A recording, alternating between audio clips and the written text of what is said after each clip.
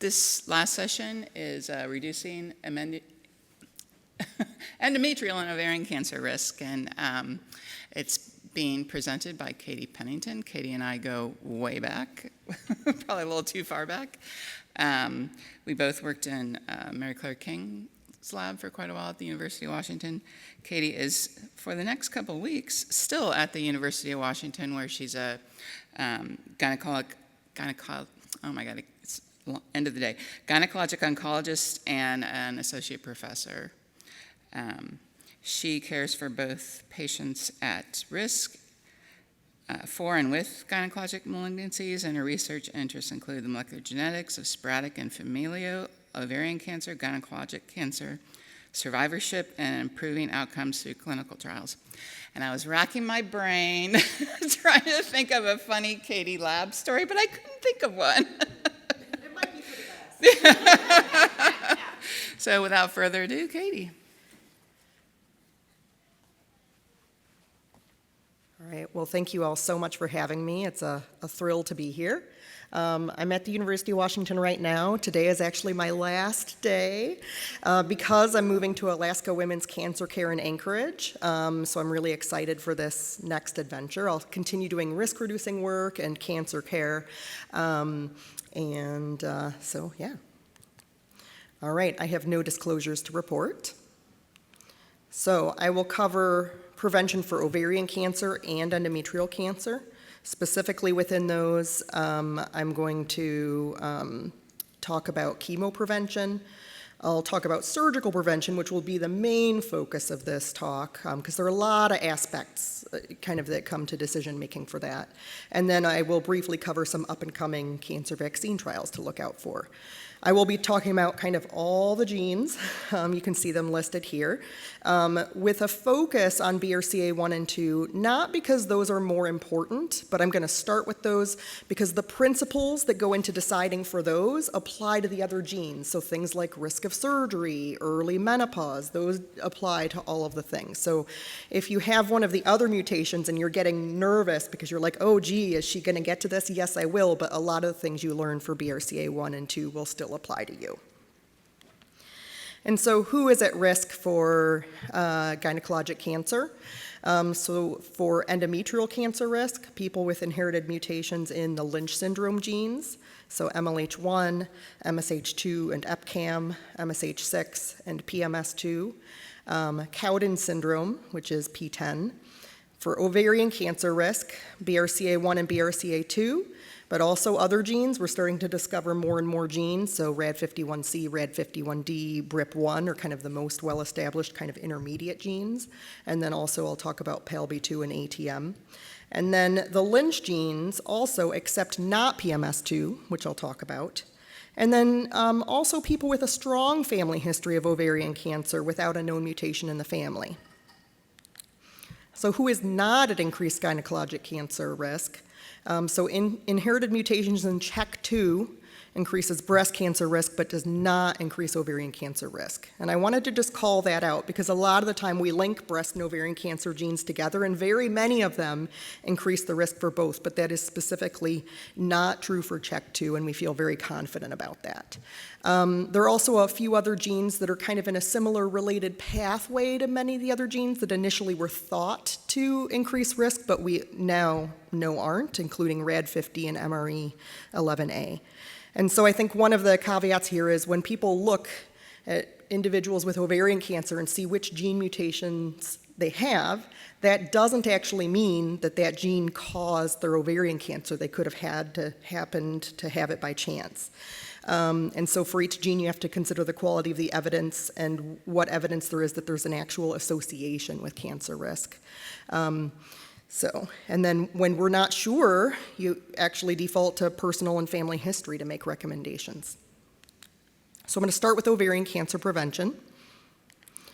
So up to 20% of ovarian cancer is hereditary, and therefore theoretically could be prevented if risk were identified. We know we still have a lot of work to do in identifying people in a timely fashion and also supporting them to make decisions that fit in their life for cancer prevention. So for BRCA1 and 2, just for some context, In the general population, the risk of ovarian cancer is around 1.5%, so pretty low. For people with a BRCA1 mutation, that risk is like up to 40 to 50% over their whole lifetime, so that's pretty high. And for BRCA2, it's up to 10 to 20% lifetime risk. So those are substantially higher than the general population. And unfortunately, much to our chagrin, a lot of great work is being done on this, but right now we do not have an established ovarian cancer screening that is satisfactory. So a screening test ideally should be able to find a pre-cancer to cancer that could be treated. That would be in its most ideal form. We don't have that right now. Right now, so screening, sometimes people will try doing ultrasounds and CA-125 blood tests, and the best we can hope for is an earlier cancer. And often, we even fail to detect it earlier. The majority are actually still diagnosed in a more advanced stage. And that's really discouraging, but I talk about that because sometimes I think surgical prevention can seem very extreme, and in some ways it is extreme, and it's because we've really been let down by screening. And so thus far, none of the big studies looking at ovarian cancer have ever showed that it helps people to live longer, including in high-risk individuals, with mutations. All right, so managing your risk. So knowledge is power. Understanding the risk, understanding the timing, and then having an expert team, I think, are really critical things. The NCCN guidelines, I do think, are really wonderful, and when people don't have access to an expert, they're a good place to start from. But I also just remind people, they give a range for a reason. We really should be individualizing care for people, and there's nothing like talking with an expert who can help talk about the interplay between risks of breast and ovarian and all these other factors. So the main form of chemoprevention we have is birth control pills. So chemoprevention means taking a medicine to reduce the risk of ovarian cancer. And birth control pills are also called oral contraceptives or OCPs. There are a lot of studies out there, but they all show a pretty significant risk reduction, actually. In one study, 5 years of birth control pill use reduced the risk of ovarian cancer by about 50%.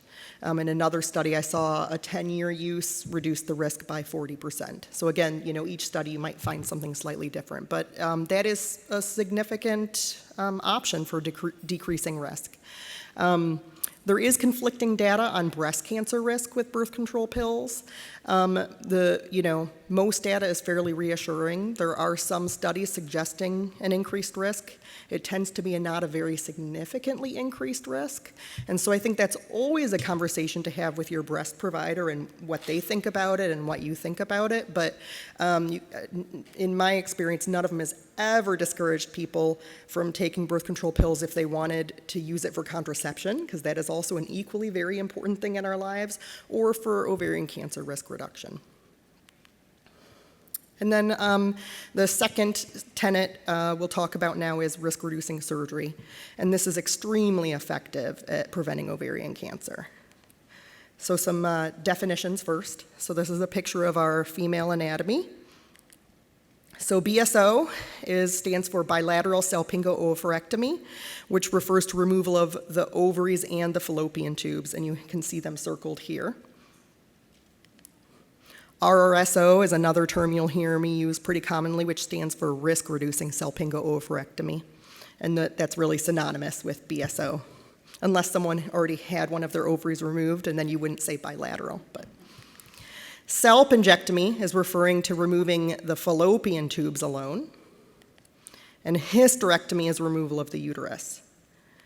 Now, I don't like these terms total versus partial hysterectomy because people use them in different ways and it's really confusing. Some people talk about total as removal of the uterus, including the cervix, which is really the proper term, but I hear other people saying total means uterus and ovaries and tubes. So it's really better to actually, with your doctor, talk about what parts are we actually removing. So total is removal of the uterus and the cervix. And then partial is typically removal of the uterus without the cervix, or what we would call a supracervical hysterectomy. So there's a couple different ways we can do this surgery, and the mainstay is minimally invasive or laparoscopy. So that's where you make keyhole, tiny incisions in the abdomen, and then you can introduce long instruments, including a camera and instruments to operate. And it's a way of having tiny incisions and a very quick recovery. Sometimes people will do surgeries vaginally. That is less often done for risk-reducing surgeries because it doesn't allow us to look inside. So with a laparoscope, you can look inside, you can make sure you don't see any other nodules, you can run fluid over the abdomen and make sure that there aren't any concerning spare cells. We lose that when you do vaginal surgery. And also with vaginal surgery, it can be harder to entirely remove the whole ovary because they're higher up. So that would be less commonly done. Rarely, people will have a laparotomy or an open incision, either across, what people will call a fan and steel or a bikini cut, or up and down. And whenever possible, we try to avoid that because that has a higher recovery, more pain, but occasionally that's needed. All right, and so let's get to the guidelines then. So the National Comprehensive Cancer Network is a major panel of experts in genetic risk that convenes, and so they recommend RRSO, or removing the ovaries and tubes, at age 35 to 40 for BRCA1 and 40 to 45 for BRCA2. Please remember these are guidelines. Sometimes we have good reasons for going against the guidelines, and we're going to talk about that more, but this is the general kind of blueprint. And so why those ages? And it's based on the age of distribution of when these cancers can happen. So your goal is to do the surgery before developing an ovarian cancer. That's kind of obvious, right? But like if you said we're going to do this surgery at 80, that's not going to be very effective because the average age of ovarian cancer for BRCA1 is early 50s, and average age of, for BRCA2 is 59 to early 60s, and it's early 60s in the general population. So you need to do it early enough that the cancer doesn't have time to develop. You also don't want to do it way earlier than needed because there's side effects to getting the ovaries out. It puts you into early menopause. You can lose the ability to bear children if you were still hoping to do so naturally. And so that's why kind of looking at when these cancers tend to happen is important. And so here, I'm just going to show you two papers. If you don't like numbers, you don't need to worry about it, but some people want to know the why of everything. So in this first paper, you can kind of see that in the age 30 to 34, not very many cancers at all. They saw 2 cancers, out of 413 patients. It starts to pick up at the 35 to 39 range. They saw 6 cancers. And then after 40 is when it really starts picking up. So that's where they came up with those guidelines of 35 to 40. And I have a whole slide on talking about, well, which is it? Is it 35? Is it 40? How do you pick? We'll get into that shortly. The other number I find really helpful there, and it's not shown on this slide in the chart, is that between the ages of 35 to 40, they estimated that people had about a 4% chance of developing ovarian cancer with the BRCA1 mutation. And so I think a lot of people will do very different things with that number and feel very differently about 4%. So we can talk about that more. So for BRCA2, there was really very little risk prior to 40. And honestly, even after 40, between the 40 to 45, which is the recommended age, it still was relatively low again. So different people feel differently about that risk. And then here's just one more paper kind of showing the same thing, but a different study. So we know that this surgery is extremely effective. So for individuals with BRCA1 and 2 mutations who had risk-reducing salpingo-oophorectomy. Remember, baseline risks of ovarian cancer were the up to 50% and up to 20%. Only 1% of those individuals developed a cancer after surgery. So they've lowered that risk down to 1%. People ask me, well, why isn't it 0? Like, if you have removed the ovaries and tubes, and, where can you get the cancer? And there's something called the peritoneum. That's the lining of our abdomen, the inner lining of our abdomen. We can't remove that at the time of surgery. That would not be appropriate or doable. And that is actually related to the GYN tract, believe it or not. And so people, when they say ovarian cancer, they'll lump in ovarian, fallopian tube, and peritoneal, and they're all treated the same. But the peritoneal cancer is the one risk that we cannot get rid of. And I like to frame it to say, well, we've reduced your risk from that either 20% or 50% down to less than 1%. It's rare. And your risk is actually even lower than the general population. Remember, I told you they had a 1.5% risk. So this is meant to be reassuring. We also have shown that this for sure saves lives. And that it reduces the risk of all-cause mortality. That's not just dying of ovarian cancer, but dying of other causes by 77%. And we're going to kind of circle back to that later. That's important. Oh, this is, is this my old version of slides? Oh no. Oh no, oh no. There's going to be a lot missing if this is the old version. In that study, they showed that if done prior to 45, that removing the ovaries might decrease breast cancer risk. That's actually pretty controversial, and newer studies really, if you ask me what my opinion is, I think it's less likely actually that that's an important factor for risk reducing of breast cancer. It can be really complicated how you perform these studies, so kind of in terms of the methods, but that is controversial. All right, so we talked about the benefits of removing the ovaries and tubes. It's really, really effective, but one of the very significant drawbacks is that it puts you into early menopause. So in the general population, the average age of menopause is 51 or 52. And so if we're doing this surgery between 35 to 40 or 40 to 45, that is significantly earlier than when someone might have otherwise gone into menopause.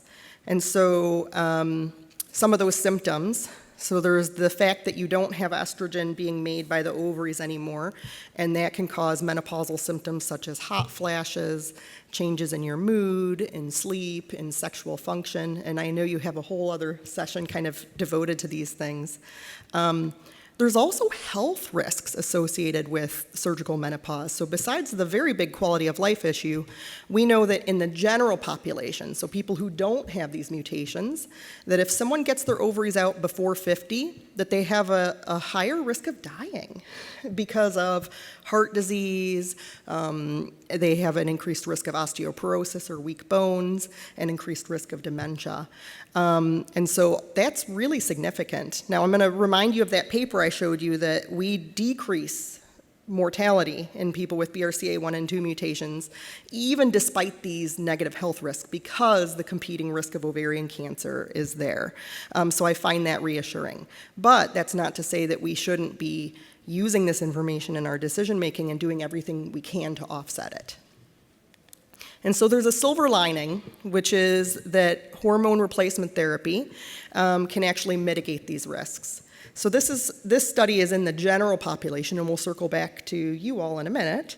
But for people in the general population who get their ovaries out before 50 and then used estrogen replacement therapy up to 50, remember average age of menopause is 51, they no longer appeared to have that increased risk of mortality or cardiovascular disease or dementia. They still had an increased risk of osteoporosis, but not as much as if they didn't use estrogen. And so hormone therapy imperfectly addresses these health risks, but it definitely can help. Same thing with quality of life. I have some slides on that later that will talk about what estrogen can and can't do in terms of quality of life. So where did this, so one of the things people say, and all the time when I see patients, they say, well, I can't have hormone replacement therapy. That increases the risk of breast cancer, and I'm already at increased risk of breast cancer. I can't have that. The data is actually a lot more complicated than that, and the bottom line is actually that for many mutation carriers, hormone replacement therapy is safe. And so I'm going to talk to you about why that concern arose, and then also kind of what is the data that applies to you. This is a huge piece of misinformation in the community. Even amongst physicians, Even amongst OBGYNs, I have seen them try to take away hormones of mutation carriers who were premenopausal. So I'm going to harp on this a little bit because I feel really passionately about this. So this is the paper that started that all. This is the Women's Health Study, forget about mutation carriers for a minute. This was in the general population for people who were older. And what they were studying was, are hormones good for you? Can they prevent aging? Like if we give people hormones routinely when they go through menopause, can we decrease the risk of heart attacks and strokes and things like that? And bottom line, what they learned was that's actually not true, that it can help with symptoms, but there are health risks that can go along with it. One of them was an increased risk of breast cancer. Now, there's some details you need to know here if you like to know these details. People went on 2 different kinds of hormone replacement therapy depending on whether they had a uterus or not. So if you have a uterus, you have to get estrogen and progesterone because estrogen can stimulate the lining inappropriately, and so you need the progesterone to protect against risk of developing a cancer in the uterus. And if you do so, it's safe, then the uterus is safe. So some of the people in the study got both. For people who had already had their uterus out for other reasons, then they got estrogen alone. So that's why you see. And so now if you look on this chart, those dashed lines in the middle are the placebo. That's people who didn't get hormone replacement therapy. And then you can see the top line is for people who had estrogen and progesterone, that increased the risk of breast cancer. Importantly, people who got estrogen alone, it actually decreased the risk of breast cancer. There was not an increased risk of breast cancer. So choice of hormones matters. Now, this is the second really important point. This was in people who on average were in their 60s, all right? So think about logically what that means. People had gone through menopause at 50. They were through menopause for a while. We threw hormones at their body at 60 when their body wasn't used to having them, and we found adverse effects in terms of heart disease and other things. That is 1,000% different than someone who is 35. Their body is supposed to be making hormones. We have taken them away through a surgery. Biologically, those are really different. And so although I showed this because sometimes people want to know, why did this concern come about? And I think the estrogen versus estrogen and progesterone is important. Really, we need to be looking at data for younger individuals because biologically, that's a totally different situation. And I'm delighted to say we have that. So for people who undergo early menopause, it's actually generally considered safe, and we have multiple studies now suggesting that to be safe. Now, the one caveat to all this is if you have not ever been diagnosed with breast cancer. You can go on HRT, and it does not increase your risk of developing breast cancer. If you happen to have already had breast cancer, then hormones are off the table completely. That's a different situation again. So, and we'll circle. Actually, one thing I want to mention about that, because this is a dot that I think people don't always connect. People make different decisions about risk-reducing surgeries for their ovaries versus their breasts. So sometimes I see people want to get everything, both mastectomy and BSO. Sometimes people get nothing. And sometimes I've had people tell me, you know what, I am very concerned about my ovarian cancer risk because I know it can be hard to treat. But with breast cancer, we have good screening techniques and other things. And so they make a choice to get their ovaries out, but not to get a mastectomy. All of these choices are valid. It's really up to you and kind of what's most important to you. But I think the one dot I want to connect for you is that if you don't choose mastectomy and you get a breast cancer, then you will not be able to get hormone replacement therapy for your risk-reducing ovarian cancer surgery, right? And so occasionally I've had patients where they were like, I'm really not sure, am I gonna choose mastectomy or not? And that kind of for them was the deciding factor. I'm not saying you have to. I never tell people they have to do anything. Like this, again, this is your life and what you need, and you know best what's important to you. But I like to connect that dot for people in case that's an important decision-making factor. All right, so this is kind of a table showing a lot of the different studies in mutation carriers specifically, and I will just call out, so the numbers are small, but there is at least one study suggesting that estrogen and progesterone, there could be a possible concern compared to estrogen alone, which we feel really confident is safe. Now, it wasn't statistically significant, but the numbers were small. And the numbers were small probably because we were afraid to do it, because of the data from the Women's Health Study saying progesterone might be the thing that we need to avoid, right? So I'll kind of circle back to that in a minute. So bottom line, what do our kind of different guidelines and national organizations say about this? And they're all positive about giving hormones. And this is again for people who haven't had breast cancer. NCCN says discuss possible short-term hormone therapy. It's kind of a weak recommendation, but the North American Menopause Policy says for individuals with genetic risk factors for breast cancer that the use is acceptable. And then later in the document, when they talk about just early menopause, they say if there aren't any contraindications, hormone therapy is recommended until the average age of menopause. And then ACOG, which is our College of Obstetricians and Gynecologists, says that individuals who are unaffected by breast cancer should be offered hormone replacement therapy to mitigate the effects of early menopause. Okay, so this is where I'm really sad, because I made some really pretty slides here, and now you're seeing like all these ugly ones, and I can't do anything about it, so I'm very sorry about that. Bottom line, HRT appears to be safe, and it can mitigate many of the negative effects of kind of like the health risks that I was talking about. Estrogen alone, you can do if you don't have a uterus, and we feel very confident about that. Estrogen and progesterone, there is a theoretical concern, and some options that you could consider would be a progestin IUD, which would minimize your systemic exposure. Or if you've already had a mastectomy, which is very effective in reducing your risk of breast cancer, you might say, I'm actually not worried about my progesterone exposure because I've already maximized my breast cancer risk reduction. Okay, so what about the uterus? So the advantages are that if you get your uterus out, that it simplifies the hormone replacement therapy, as we just talked about. I actually find that a pretty compelling reason myself. But I already told you there are options, there are workarounds if you don't want to get your uterus out, so it doesn't really have to be the deciding factor. If someone has problems with their uterus already, if they have fibroids and pain or a lot of symptoms, that might be a reason that pushes you to it.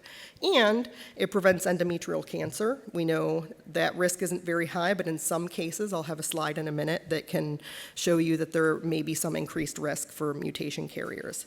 The disadvantages is that it's a slightly riskier surgery. I don't know that I really like the word risky there, because in general, people do very, very well with a hysterectomy. But it adds complexity to the surgery compared to if you just remove the ovaries and tubes, so theoretically a slightly increased risk of complications. For most people, I don't think that's a prohibitive factor. But perhaps if you have a complex prior surgical history, that might become more important if we're more worried about risks of complications. It is a little bit longer recovery. Both of these surgeries, uterus and ovaries and tubes, or just ovaries and tubes alone, can be done minimally invasive, and both can be same-day surgeries. But I do think there's a difference in how much faster people feel better, even if we still say roughly 6 to 8 weeks kind of before you're, quote, all better, or kind of back at your baseline. I definitely think when I'm seeing people earlier than that, people feel a little bit better, a little faster with just the ovaries and tubes out. And if you've had your uterus out, I can't say this for everyone, but most of us recommend no sex or anything in the vagina for a period of time to let that vaginal incision heal, so it's an extra restriction. And then, importantly, if you don't have a uterus, then that removes the possibility of natural childbearing. You can have a surrogate, so we have all sorts of options for people with respect to childbearing, but it removes the possibility of bearing a child in your own uterus. All right, so in BRCA1 mutation carriers, there is an increased risk of uterine cancer with BRCA1. It's not very high. Depending on how you calculate it, there's different ways to estimate that risk. It's roughly either 2.6 or up to 4.7% risk. In this study, there was not a clear increased risk for BRCA2 mutation carriers. There's a second study, which I had up in my new slides, the Dutch study, which showed both a slight increased risk in both BRCA1 and BRCA2 mutation carriers that was statistically significant, although it was not very high. So that can be another factor, I think, for BRCA1 mutation carriers. For BRCA2, I'm not sure if you would have that tip you over into wanting to get your uterus out or not. Okay. So, again, another ugly slide. I'm sorry. Oh, I see a question. Well, I was just going to say, your updated slides are on the app. Oh, wonderful. Okay. Well, thank you. So, to repeat the comment, my updated slides are on the app, so that makes me very happy that you will have those.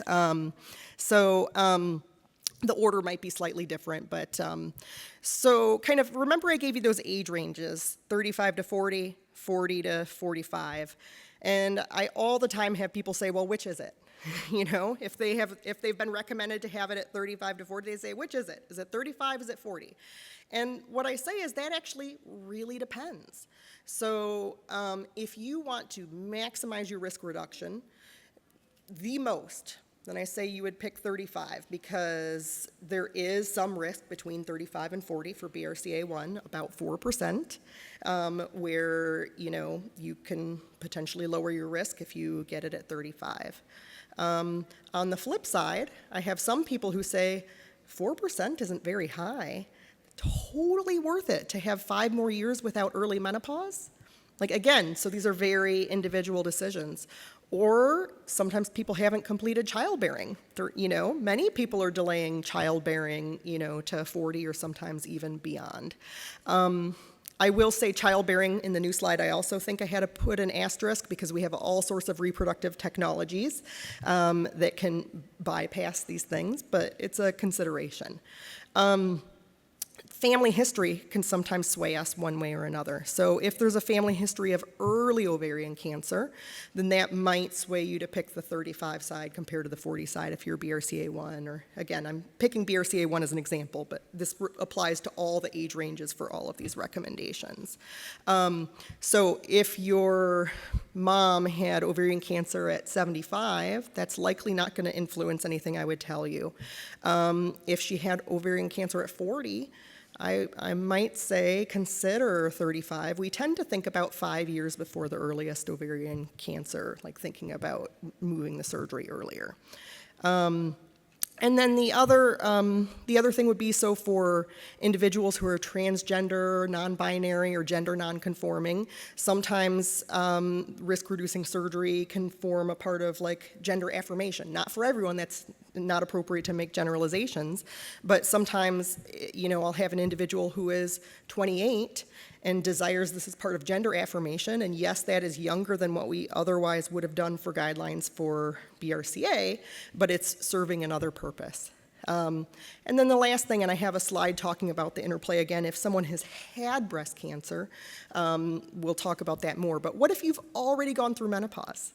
So what if you're 30 years old and you've already undergone menopause permanently?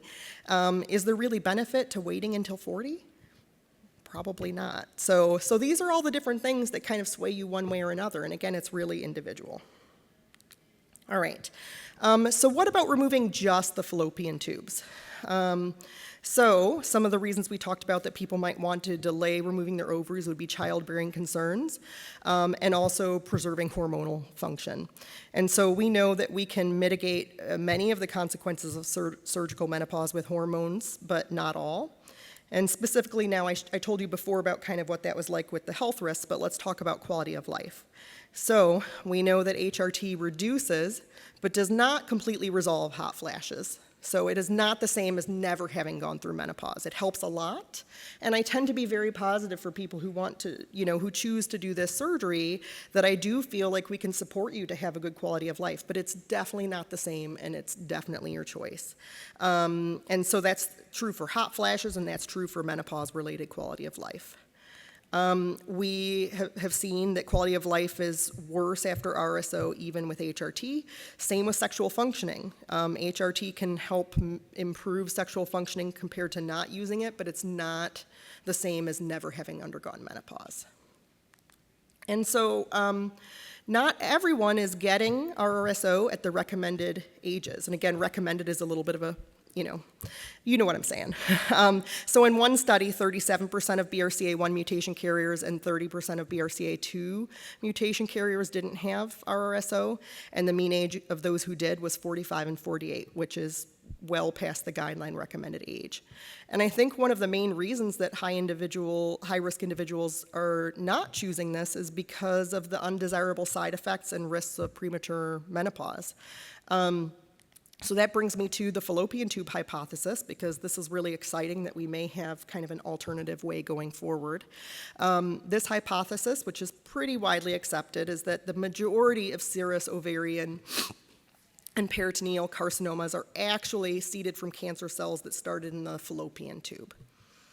And so people first, in the early to mid-2000s, started seeing these precursor lesions called stick lesions in the very end of the fallopian tube, or the fimbriae, in BRCA1 and 2 mutation carriers who were undergoing these risk-reducing surgeries.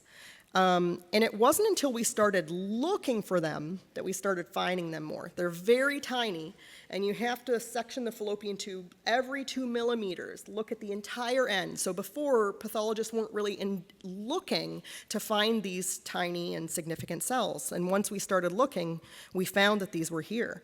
And we now know that there's this whole progression from normal fallopian tube epithelium to something called a P53 signature that you don't need to worry about too much, into the stick lesion I was telling you about, and then into actual ovarian cancer. And so the clinical implications of this is that, well, could we just remove the fallopian tubes to reduce people's risk rather than removing the fallopian tubes and the ovaries? Or, and this is kind of more commonly what people are considering, is can we remove the fallopian tubes now and then not go back for the ovaries until 50 or until menopause? So that's really attractive. And so doing that strategy would prevent surgical menopause and could be a good option for people who decline the standard of care, understanding that they have a good reason for choosing to. This approach is unproven and untested. And I'm going to talk a lot more about how we're going to figure this out, because we have trials. We already know that quality of life is better with removing the tubes first, ovaries later. But is it as effective for preventing cancer? That's a really important question. And can we prove it? And so we have 2 clinical trials that are actually designed to answer that specific question of, is it safe, is it as effective? They're the SOROC trial and the TUBA-WISP trial. And so the SOROC trial, I'm one of the principal investigators of this trial, so I'm a little biased because we've worked very hard on it, and Force has been an amazing supporter of both these trials. I just want to give a shout out to them for making people aware of them. And so, this is a trial.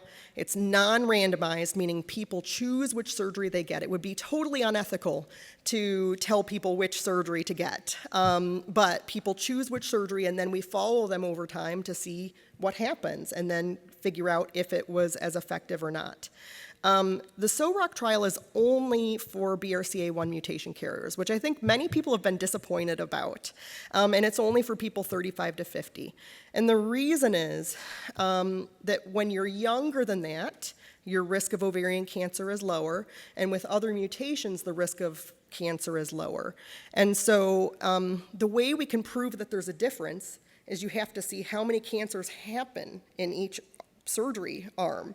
And so if it's really rare already, if you make it even more rare, it's going to take even longer and need even more patients to answer this question. So from a practical approach, we crunched the numbers. This study is going to take us about 20 years to get an answer. If we had included younger individuals, BRCA2, it would have been at least 30 years. And we think these results will be generalizable. We want answers now. 20 years already feels like too long to wait. So that's why. So it opened I want to say in 2020, right in COVID time, so it didn't really start picking up enrollment until, kind of after that. I think our institution, it took like a year and a half to open, which is insane. And at this point, so we need 2,000 individuals-ish, 2,200, I want to say, and we have about 500 enrolled. And initially it was slow, but as we've gone, we're starting to now meet our target over this last year through the help of Force and, other things. And so you have to have a BRCA1 mutation, age 35 to 50, planning to have surgery to reduce your risk. You can be menopausal or premenopausal, so if you've had breast cancer and are menopausal, you can still participate. You have to have at least one ovarian tube, and you have to have a normal CA125 and ultrasound going into it. And so here is the schema. At baseline, you fill out quality of life surveys. You have your surgery, and then at 6, 12, and 24 months, you fill out more quality of life surveys. People who get their tubes out are encouraged to get their ovaries out whenever they feel comfortable, understanding that you are not required. So every year they say, do you want to get your ovaries out now? This is what is, quote, recommended. And you can say, no, thank you. I did it because I want to avoid menopause, and I'm going to continue to do so. So just want to be really clear that you don't have to, but it's, as a standard of care, we felt like we had to give that medical recommendation. And then we follow for cancer incidence. Now, one really exciting thing about this trial, and this is kind of new in the last couple years, and we're going to try to promote it much harder kind of in the upcoming months, is that if you don't live in one of the centers across the country that has this trial open, some people don't want to travel 3 hours in order to get their surgery there and to participate in the trial, because, it's purely altruistic, you participating, and I'm so forever grateful to people for doing that, because that's what's going to help answer this question for future generations. But we now have it that if you have a surgeon or a gynecologist at home, or a gyn-onc at home, that you have a relationship that you want to do the surgery, you can still enroll in this study. There can be a partnership between the study team at the university or the institution that has it home and your own surgeon. And so in theory, so you can go to the Force website or the clinicaltrials.gov website, and it lists by state all of the places that have it open, and then you can contact that place and say, hey, I want to get my surgery locally, but enroll through you. And you can, many places will let you through telehealth, or if they won't, it'll at least be just kind of one visit where you're driving in instead of kind of all of the follow-up. So this is something we're trying to make our sites more aware about and patients more aware about to ask for. And my email is, well, I don't know if my email is on here on this new set, but on the new slides, my email is on, so that if you are having trouble or getting the runaround, contact me and I'll try to help smooth things over. So that's the SOROC trial. There's also the, I see a question. I know you said hold questions. No, it's okay. I enrolled in SORA. I was in one place and I moved. They've been absolutely great. They will send me the script to do the blood work, and the blood work gets sent back to them, so you don't have to stay in the original location. Sorry to interrupt. No, that makes me really happy. Just for the recording, she was saying that she's enrolled in SOROC and moved, and they've been really supportive about mailing her things in the blood work so she doesn't have to go back and forth. So that makes me happy. The other study we have open is the TUBA-WISP-2 trial. And this is an international collaboration, many sites in the Netherlands, and then a few sites in the U.S. at MD Anderson, Dana-Farber, Mayo Clinic, and the University of Washington. It does not allow you can be anywhere and do telehealth, but if you happen to be in one of these places, it could be an option. The cool thing about this study is that it does enroll more mutation carriers. Their statistical design is very different, so we could not do that for ours. Theirs is a very unique study, and we probably don't have enough time to talk about it. I could do a whole session talking about this, but these are the ages and the mutations that would make you eligible. You have to be premenopausal, and you have to have at least one fallopian tube. And then here is the schema. If you choose the fallopian tubes only option, then you are saying, I am not planning to get my ovaries out for at least 2 years. So that's a little different. Like in our study, we said standard of care is that if you're already 35 to 40, that by 40 you would get them out, and we counsel people as such. They may or may not do it. In this study, they ask you to make a commitment to not do it for at least 2 years. So a really different design. The studies actually complement each other really well in terms of the information we'll learn. And so then how to participate. So here's my contact information. And then, so FORCE website lists all of them by state and the contact info for each investigator at the different trial sites. And then the TUBA-WISP-2 study, Karen Liu is the person to contact for all of the sites except for UW, and then that's my good friend and partner, Dr. Norquist. All right, so circling back to what about just removing the fallopian tubes? So pros, it likely does reduce your risk of ovarian cancer. The problem is we can't tell you how much.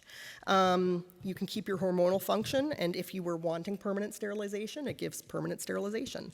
The disadvantage is that right now we cannot yet estimate the degree of risk reduction. So I can't tell you it reduces your risk by 90%, 50%, or 10%. Like many of us think it reduces your risk by quite a lot, but we don't actually know that. I took this out of the new set of slides, the miss out on possible breast cancer risk reduction, because I don't think that most of the data suggests that removing your ovaries early really significantly reduces the risk of breast cancer. We talked about how that was controversial. If that were true, then doing the tubes only, you wouldn't get that risk reduction. It also means you need 2 surgeries, is the other disadvantage. Granted, they're minimally invasive, and tends to be a very quick recovery with the tubes only. But so I would say our preference and recommendation is that whenever possible to do this strategy in the setting of a clinical trial, because then we can learn from it. I do have patients who aren't participating in a clinical trial, and they say, I know getting the ovaries out is not a good option for me. I know I'm not going to do that. And then I say, well, then maybe fallopian tubes is better than nothing, even though we don't know yet. So that's how I've been kind of using it outside of the clinical trial setting. Yeah. One question. I know someone who did the tubes and 1 ovary. Is that something? That's a great question. The audience member said, I know someone who removed both tubes and 1 ovary, and is that something people are doing? Sometimes, yes. I have seen that, and I have even done that before, with, I think, just the idea that, you know what, if you only have 1 ovary instead of 2, we know you can't get cancer in the ovary that was removed. I think some caveats to that would be sometimes removing 1 ovary, you might go into menopause earlier when you have only 1 ovary instead of 2, or what if you did end up developing a cyst or something happened to the other ovary. So I think it's a reasonable option, especially if you were already in the age range where both ovaries was recommended, then that makes sense to me, but there are some caveats there. Okay, everyone with me? Hanging in? It's a lot of info. What if you've already had breast cancer? So I'm going to give you a little endocrine therapy 101 for breast cancer. So ovarian suppression is a treatment to stop the ovaries from making estrogen. And you can either do that through a medical treatment, a shot, so people might know about like Lupron or Zoladex, that's given either once a month or every 3 months to do that, and it puts you into menopause for as long as you're getting the shots. But when you stop the shots, then as long as your ovaries are still functioning, then your ovarian function would come back. The other way to do it is to remove the ovaries, and then that is permanent menopause. So when people have an estrogen receptor positive breast cancer, if you're premenopausal, you have kind of 3 options that might be recommended for adjuvant therapy after other treatments. So one of them is tamoxifen. That is a hormone that allows the ovaries to still produce estrogen, so it doesn't cause menopause, but it acts at the level of the breast to decrease estrogen exposure. And so that is an option that if someone does not want to become menopausal, tamoxifen is commonly used.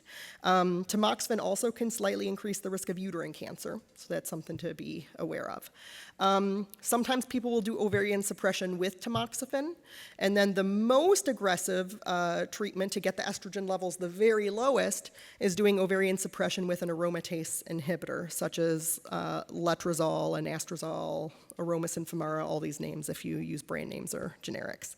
If someone's postmenopausal already, then they usually go on an aromatase inhibitor, because generally, and this is a broad generalization, I'm not a breast cancer expert, but generally an aromatase inhibitor is more effective compared to tamoxifen, even though both have value in decreasing the risk of recurrent breast cancer or treating breast cancer.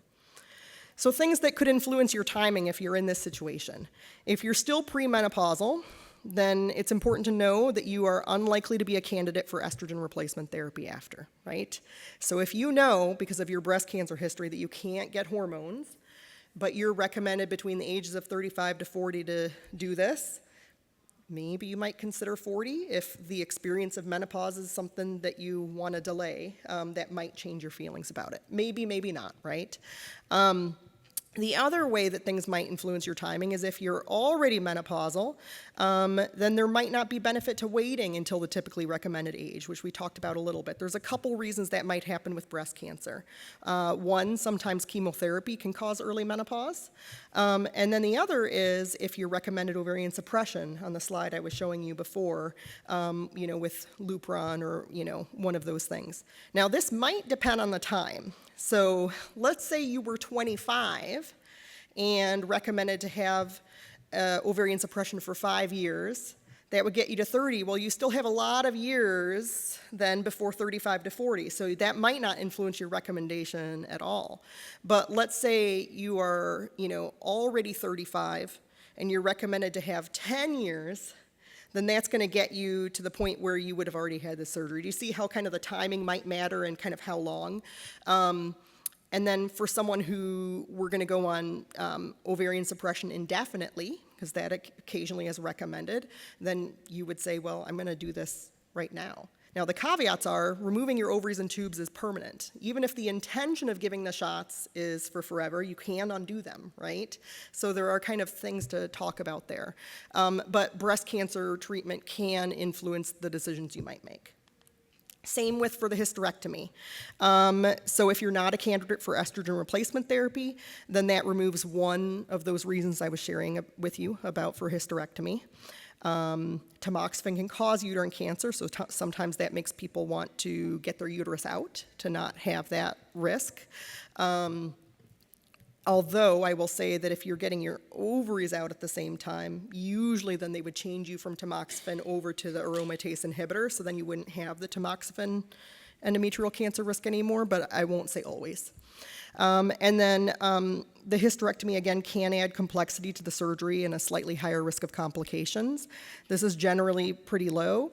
It could be an area of concern in certain circumstances. So if someone was having active breast cancer where they were treating it, it might not be ideal to have a complication that could delay them getting back on their breast cancer therapies. So again, these are just generalities, but okay, we're moving on to BRCA1 and beyond BRCA1 and 2 now.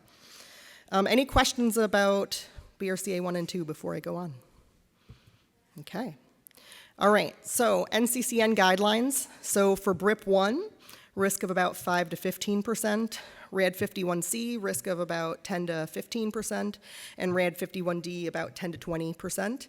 And NCCN recommends between the ages of 45 to 50, considering this surgery.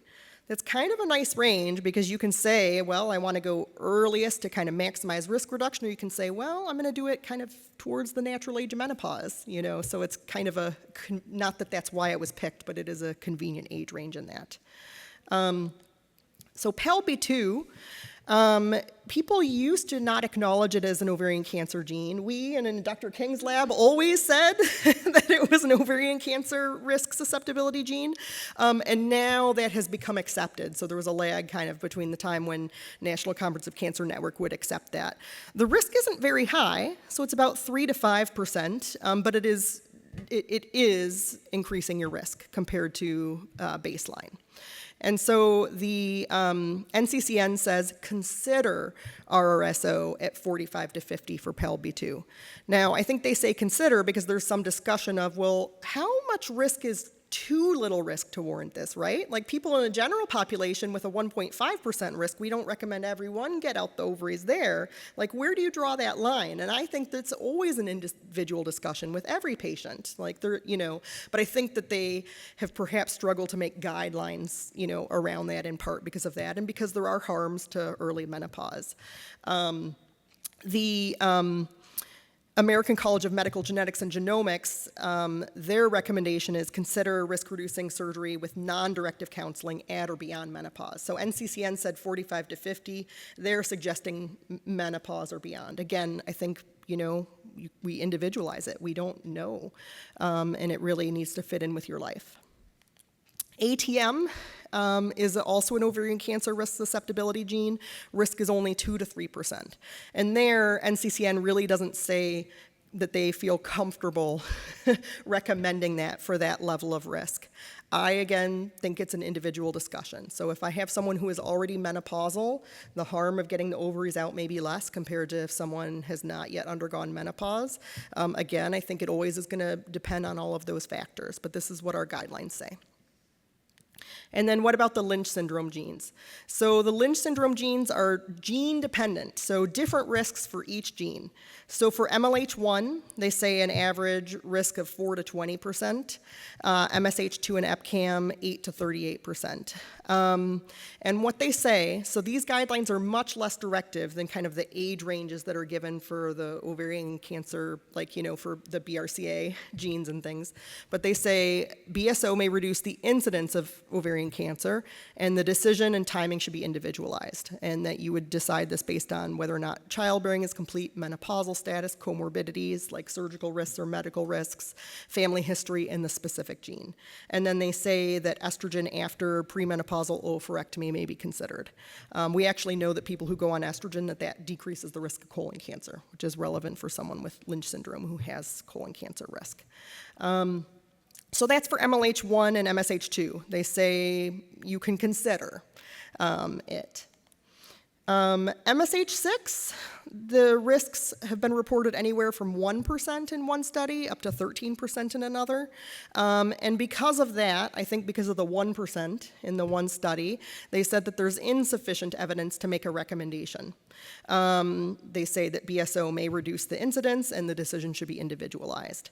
For me personally, I really take more stock in the studies that have the higher risk compared to the one that showed the 1%. That was a pretty small number of families for MSH6, and so I think it's still reasonable to offer personally, but this is again what the guidelines say.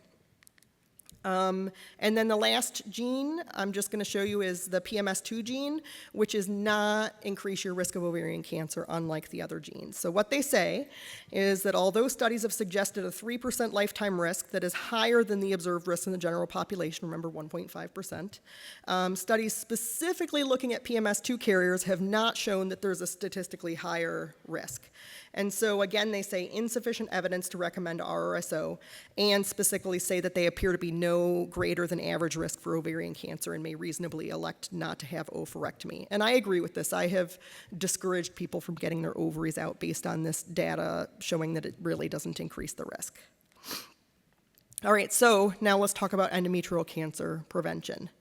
So P10, or Cowden syndrome, there's a risk of endometrial cancer of up to 25 to 30%.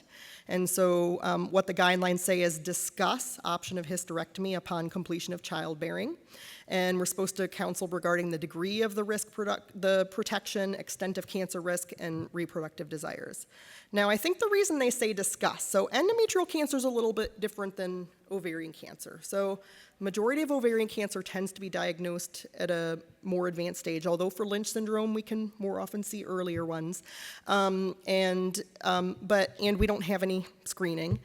We don't really have good screening per se for endometrial cancer, but we do have a very good symptom that helps us recognize when something is wrong, and that's bleeding. So people, if you have postmenopausal bleeding, that would be a thing that would prompt you to get evaluated.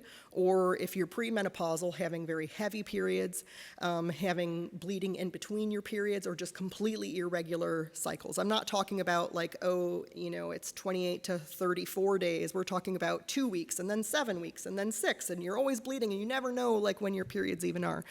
Then that would be a concerning pattern. Because endometrial cancer often is diagnosed at an early stage, not always, but very often, and that I think weakens the recommendation to say everyone has to get their uterus out, right? So if you can wait until you have bleeding and then get your uterus out, or you can just get it out just in case, they're kind of saying that the degree of benefit may be less. I still think there's benefit. Number one, sometimes the cancers can be more advanced, right? And so if you don't want to risk that, that might be a reason to opt for that. The second is that if you do have an endometrial cancer, it is true that the mainstay of the treatment is hysterectomy also, but often we also sample lymph nodes, which can have some side effects. So although the outcomes often can be very, very good, there are some subtleties between those differences. But I think it's why the NCCN didn't really want to say everyone should automatically have their uterus out, and why it would be reasonable to choose based on your values. For P10, the risk of ovarian cancer is not elevated, and the ovaries can be left in place. There's another gene on here that's missing. I realized it too late. And the reason I accidentally omitted it was because the NCCN doesn't publish guidelines for it, but that is the gene STK11, which has about a 10% risk of endometrial cancer. So I apologize if any of you have an STK11 mutation. It is reasonable to talk about, endometrial, removing your uterus as it would be for these others if desired. All right, so Lynch syndrome then. So all 4 genes have an increased risk of uterine cancer of kind of like up to like 50 to 60% for some of these genes. PMS2 only modestly has an increased risk compared to the other genes of 13 to 26%. And they say risk-reducing hysterectomy can be considered. And they say it has not been shown to reduce mortality, which again I think is because outcomes tend to be very good for endometrial cancer in general, but it can reduce the incidence. And so again, we can individualize whether you choose to do that or not. And so the summary is that HIST can be considered and RRSO is individualized, and but that there's insufficient evidence for MSH6 and PMS2 to remove the ovaries. So that's the NCCN summary. I put in a little non-guideline one to give you my take, because I find it can be kind of comforting to have, for instance, for RAD51C, 45 to 50. Like, it gives you some place to start and then to individualize from there. These are really vague, right? And I think sometimes people are like, well, what do I do with that? And so I put in a little table here of what the risk is for endometrial and ovarian cancer for each gene and the age of onset to kind of help people kind of formulate their thing. I definitely agree with the NCCN that we should be individualizing, risk-reducing surgery and the timing. But I give people kind of a rough number, to say consider hysterectomy with BSO if that's kind of you really want to maximize between the ages of 35 to 40 to maximize your risk reduction with one surgery.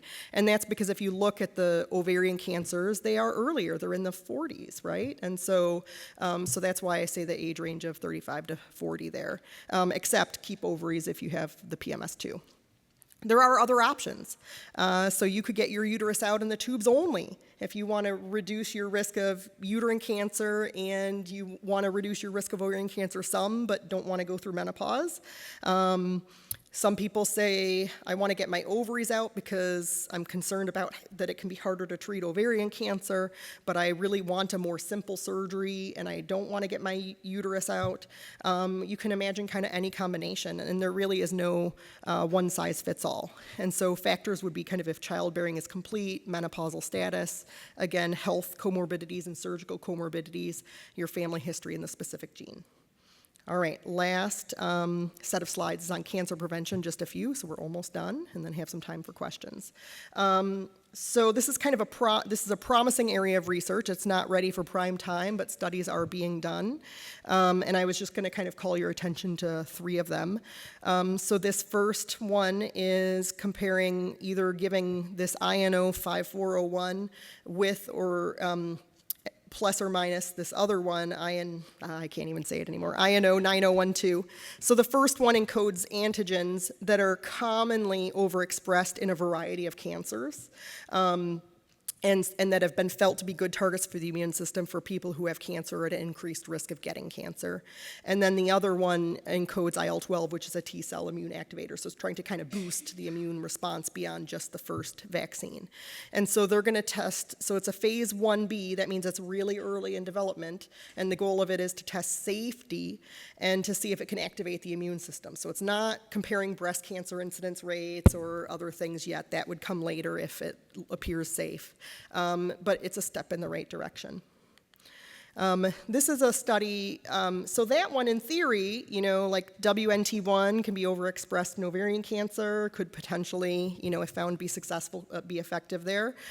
This next one is really just for breast cancer risk reduction. So this vaccine called alpha-lactalbumin trains the immune system to kill cells that make that substance, and that substance alpha-lactalbumin is a protein that appears on breast cells in pregnancy and during breastfeeding, and then when you're done with breastfeeding and pregnancy, it goes away.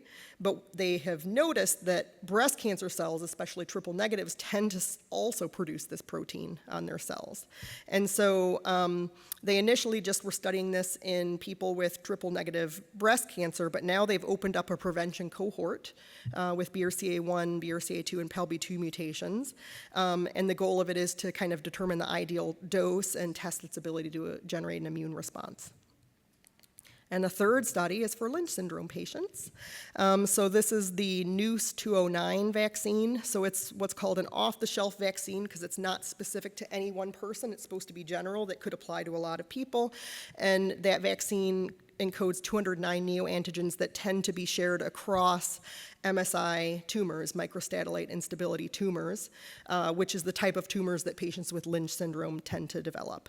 And so that's going to actually not only test safety and the ability to activate the immune system, but also the effectiveness in preventing colon polyps and Lynch-associated cancer. So that's going to give us a little bit more information. Again, it's a 1B2, so we're getting a little bit more information about preliminary efficacy.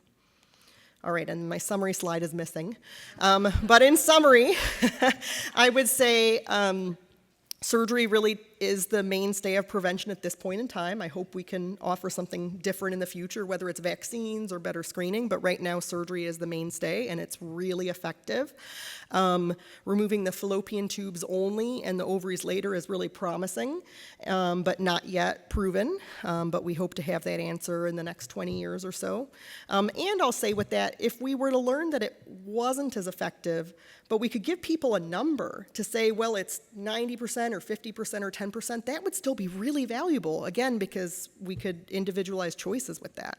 And then the last summary point I would make is just really that there truly is no, like we have these guidelines and they're made for a good reason, but there really is not a one-size-fits-all approach. And I encourage people to be empowered and to know your value and to take that with you to the conversation when you're, having these conversations and trying to think about what you will choose to do or not do. And with that, I will answer questions. And when does the session end? Is it 5:30? Okay, so we have a little bit of time. Yes. Yeah, please do, because then everyone that's watching electronically can hear the questions. Awesome. So mine goes back to, I think it was like slide 3, and you talked about birth control. So I actually asked this earlier, but it specifically said oral contraceptive. So currently, like, I'm using a NuvaRing, right? So is that considered something that's lowering that risk? Or Yeah, so we don't have great data on that. The other thing that I had that I was going to talk about was, what about the IUD? So I would suspect that the NuvaRing would reduce your risk in a similar amount, though I can't tell you that for sure. The other area of kind of controversy is the IUD, and there are some studies suggesting that decreases the risk, and there are others saying that it doesn't. So that's, I didn't put that on because it wasn't really definitively proven. But that's a good question about the NuvaRing. Thank you. What about implants?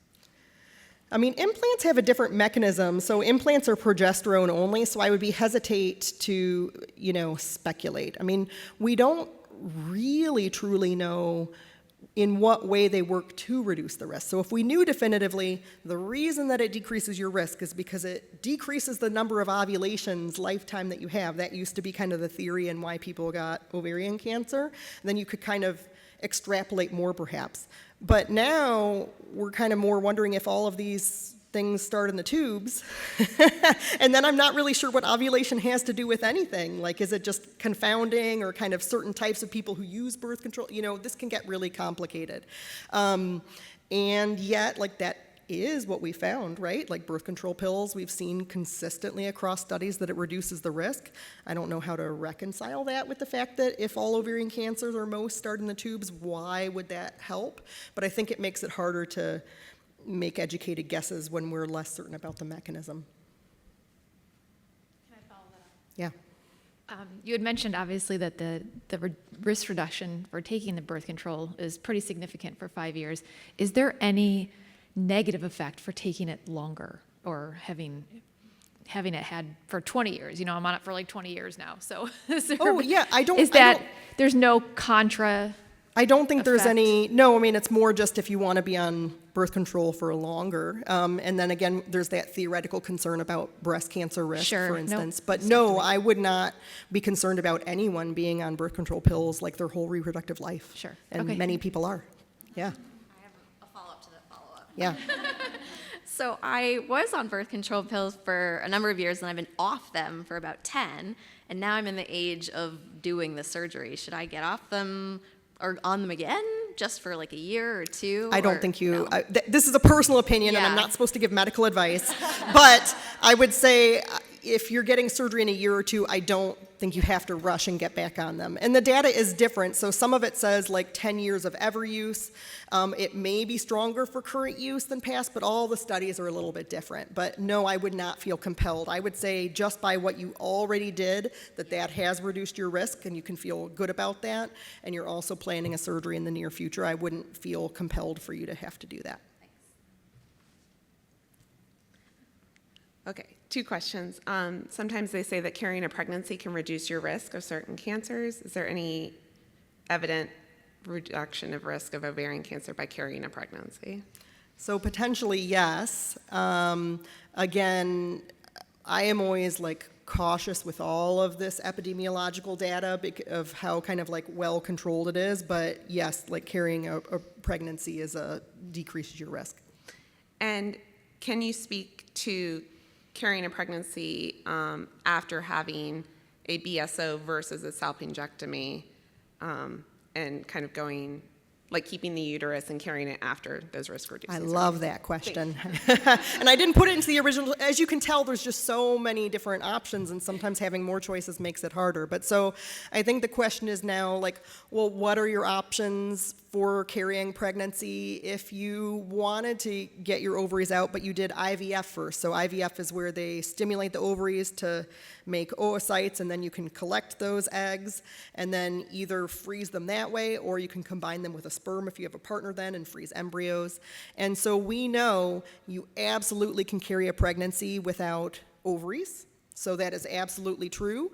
You have to go on progesterone supplementation in the early pregnancy to support it, because in the early pregnancy, the ovaries are doing things, and then later the placenta takes over. And so you have to be on progesterone supplementation, but it's absolutely possible.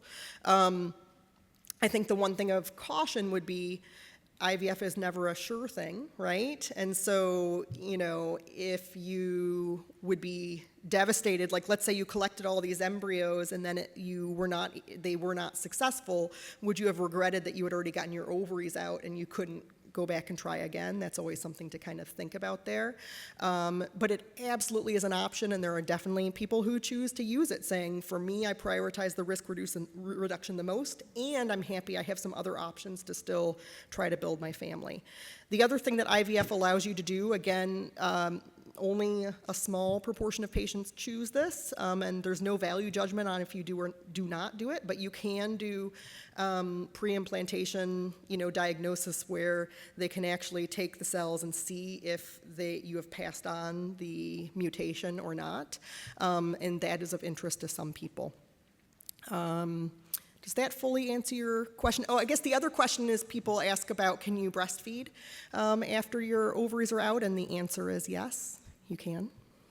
So, yeah, so lots of options these days, which is really exciting. Other questions?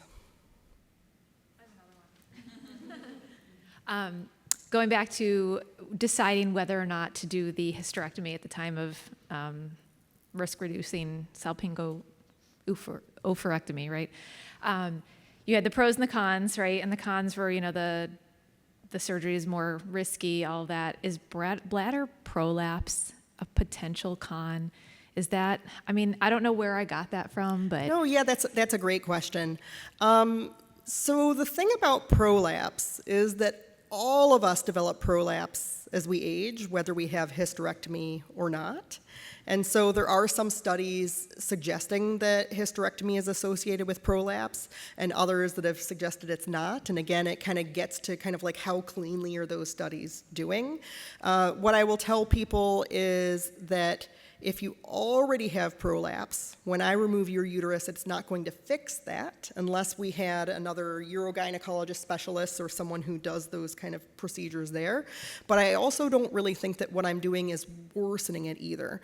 So we have these ligaments that our uterus is attached to that supports our, the cervix, the top of the vagina, bladder, all that. And when we separate those to do a hysterectomy, when we close the vaginal defect, the cuff, kind of the top where we separated everything, we introduce our sutures into those supporting ligaments. So we're kind of restoring normal anatomy in that sense, so that if you had some laxity before, it's going to kind of stay the same. But I shouldn't really be making your laxity like worse just by doing this procedure.